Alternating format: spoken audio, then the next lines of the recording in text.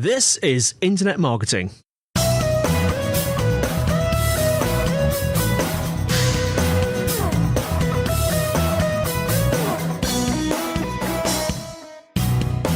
Brought to you by Site Visibility at sitevisibility.com. This is Internet Marketing. Now, before we roll, a request. We'd like some input on how we can improve the podcast. And we're running a survey over on the Site Visibility website. Take about 5 minutes of your time. It'd be really helpful to us because it will help us to continue to make your sort of podcasting experience as great as possible.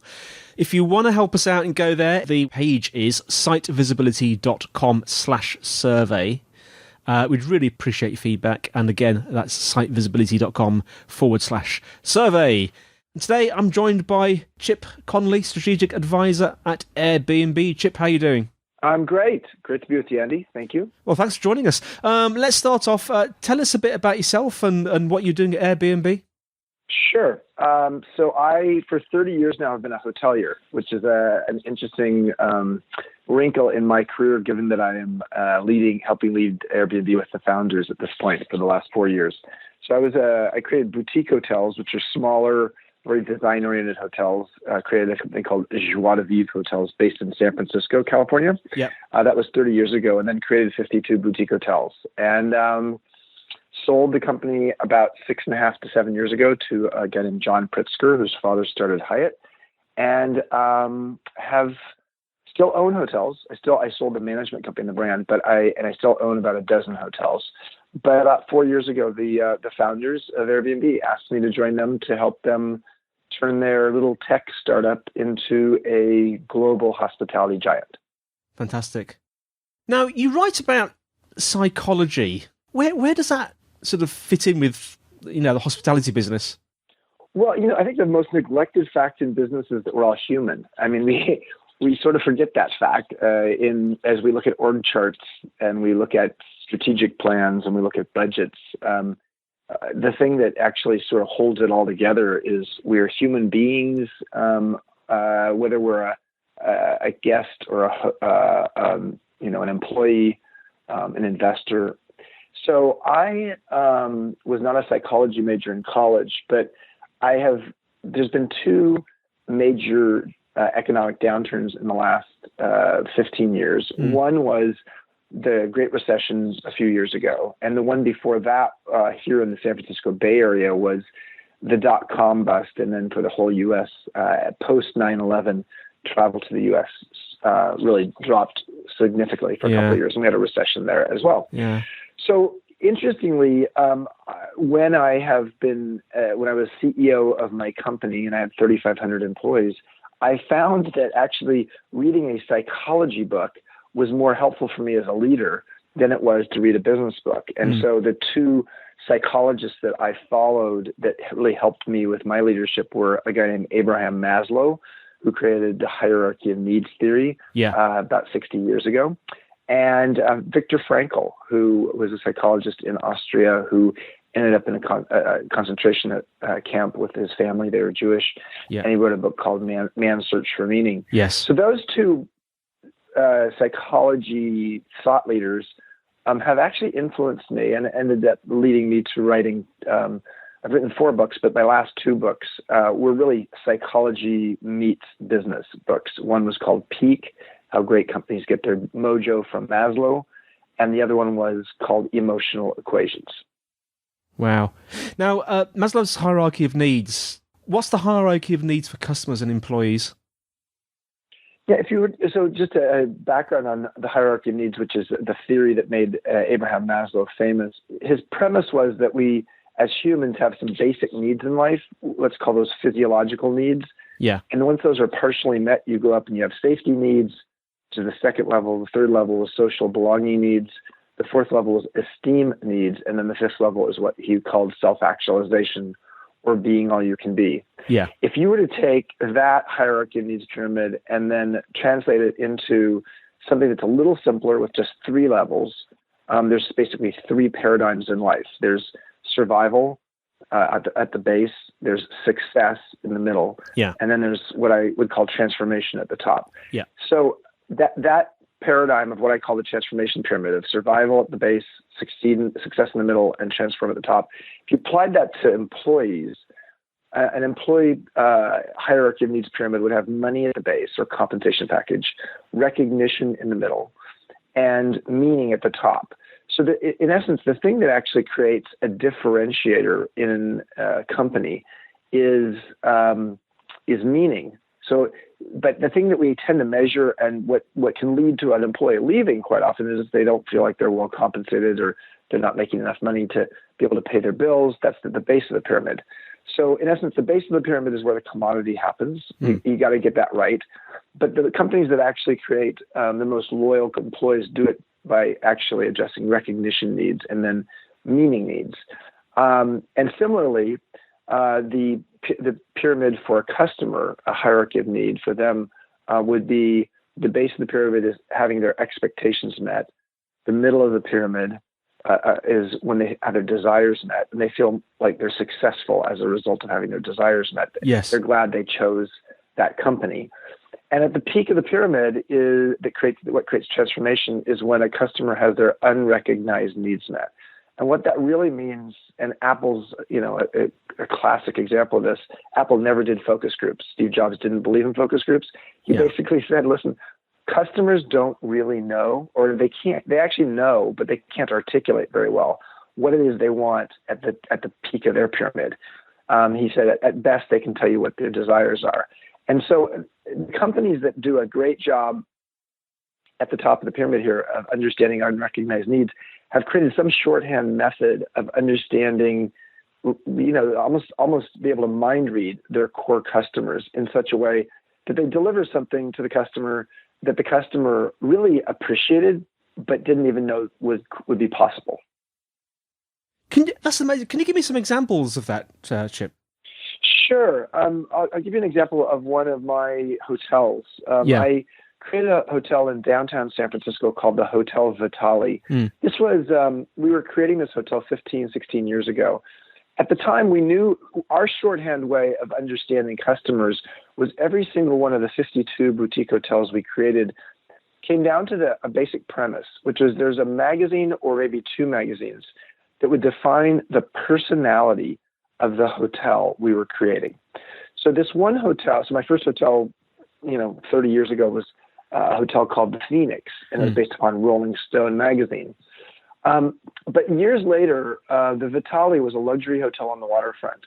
We came up with two magazines, a magazine called Dwell, which is a modern design magazine, and a magazine called Real Simple, which is a lifestyle magazine about simplicity. Yeah. And the 5 adjectives we defined, that we determined defined those two magazines and really became our touchstone for creating the hotel were modern, urbane, fresh, natural, and nurturing.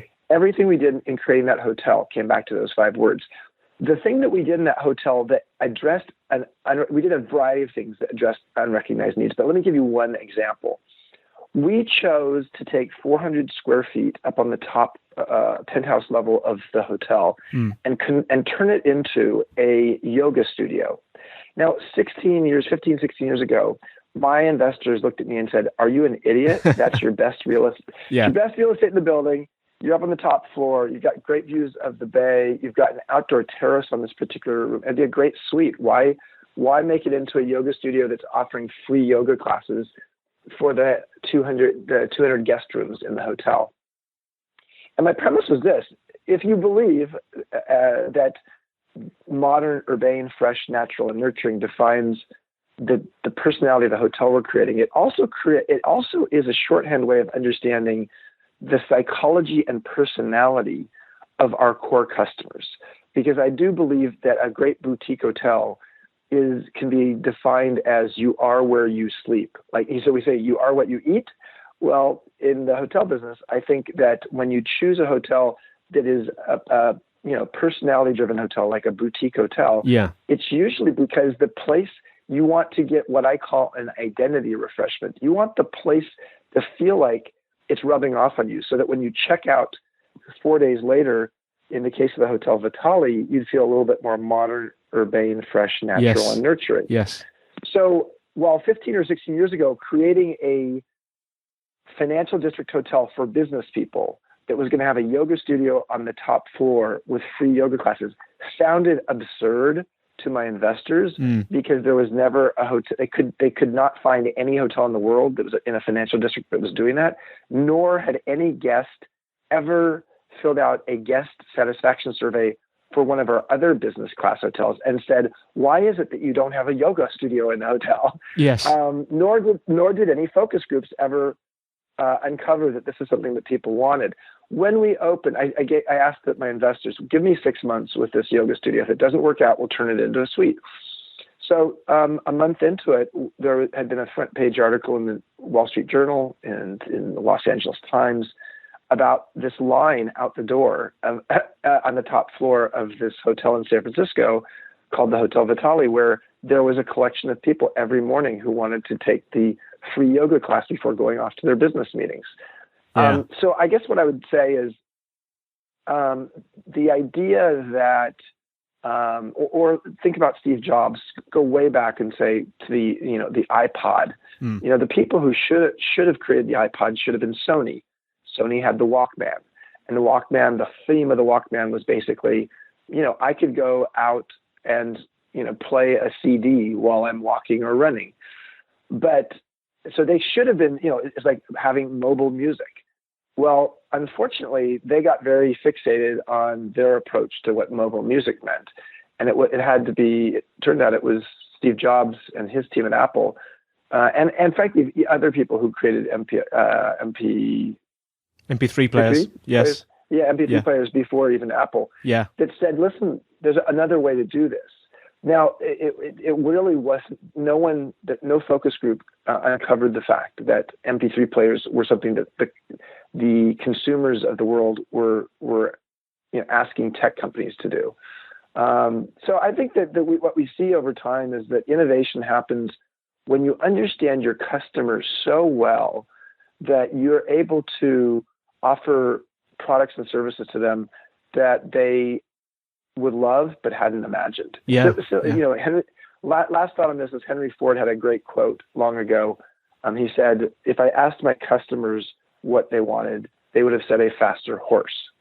So the truth is that that was before creating the Model T Ford, the first car. So that's at the end of the day, you got to know your customer well. It's a fascinating area, this whole sort of area where the sort of the hierarchy of needs and the psyche of people sort of meets marketing and how you provide services. I was just wondering if we explore the sort of area of how you create a loyal customer. I know we've already touched on this with sort of like appealing to the sort of the tip of that sort of hierarchy triangle, but what other things can you do to sort of build a loyal customer? Well, I think, if you think back to the customer pyramid that we talked about a moment ago, meeting expectations at the base of the pyramid for a customer creates satisfaction. Meeting desires, which is the middle of the pyramid, creates commitment, which means loyalty. But creating or meeting unrecognized needs creates evangelists. So I think the thing to know is that customers today are more promiscuous than they were 20 years ago. And I'm not talking about their sexual ways of doing. Yeah. I'm talking about the fact that customers today have more choices. Yep. And the internet has created a world where customers don't need to be quite as loyal. Therefore, if you are just playing at the bottom of the pyramid and you're just actually going after trying to meet satisfaction, to be honest with you, you are not likely to create a loyal customer. So understanding desires is what creates loyalty. But it creates loyalty until such time as something else comes along and knocks their socks off. And so I think that to know that innovation tends to happen at the peak of the pyramid by addressing an unrecognized need a customer has. And then over time, that unrecognized need becomes an expectation. So if it's expectations, desires, unrecognized need, over time, gravity takes hold. The idea of having Wi-Fi in the air or 15 years ago, having a TV screen directly in front of you on a plane, these were things that when they were first innovated, or a fax machine. I mean, I can actually send something to someone without actually having to send it, by mail. Yes. These are things that were rather innovative, but of course we know what the poor fax machine, isn't loved like it used to be. Yeah. And things like Wi-Fi in the air become an expectation. So just know that the best companies tend to actually have a cycle where they actually are constantly creating and addressing the new unrecognized need, knowing that it creates loyalty over time, but that someone else can come along and actually steal their customer if they actually address a more important unrecognized need. Now, Chip, I know that you've mentioned once or twice, I think in blog posts, about data scientists and hospitality. Why does hospitality need data scientists? Well, the hospitality industry is well suited to become sort of a lifestyle curator. And what I mean by that is, if you think of companies like Spotify and Amazon and Netflix, they've gotten really good at understanding you as a customer. The more you use them, the more they understand your tastes and preferences, and the more they can deliver on them. Yeah. Well, that can be true of a hospitality company as well, especially one like Airbnb, where choosing one, if you're going to Paris and you've chosen one home or apartment over another and you've reviewed it, we have a lot of information on you, which means that we can actually help understand your needs and your preferences. And therefore, the next time you're actually going to Copenhagen, we might have enough information to be able to help you with your process of choosing where you're going to stay or what you're going to do, because we now actually offer trips and experiences, things to do while you're in town. So data scientists are in the business of helping to understand how do you create data architecture in such a way that the more you use us as a customer, the better we can actually serve you. Yeah. And so, to me, at the end of the day, what we all would love to have is a concierge just following us around and yes. and helping us, live our lives in such a way that we only are served up choices that sort of fit our tastes and interests. And I think that's over time what the hospitality industry will do. Mm. Now, I have to ask this. I'm going to go slightly off piste here because I'm go slightly less technical and more biographical. But I mean, you were a CEO for 24 years, weren't you? And then these three youngsters asked you to join Airbnb. I was just curious, how did you cope in a business where they were sort of half your age? Well, it's interesting. I've been there 4 years now, and this is a question that really sort of defines my next book I'm working on called Modern Elder. I think if I'd gone into Airbnb with the premise that I was the smart old guy, I was 52 when I joined. The founders were 21 and 23 years younger than me. And the average age of the employee, I was actually twice the average age of the employee at Airbnb when I joined. Yeah. I think if I'd gone in thinking I'm just the smart one and the wise one and the person who's going to go ahead and tell you about how the bricks and mortar hospitality or hotel industry works, they would not have listened to me. And I think I learned pretty quickly that I was both a mentor and an intern. Because the truth be told, I joined a tech company at age 52 and had never been in a tech company before.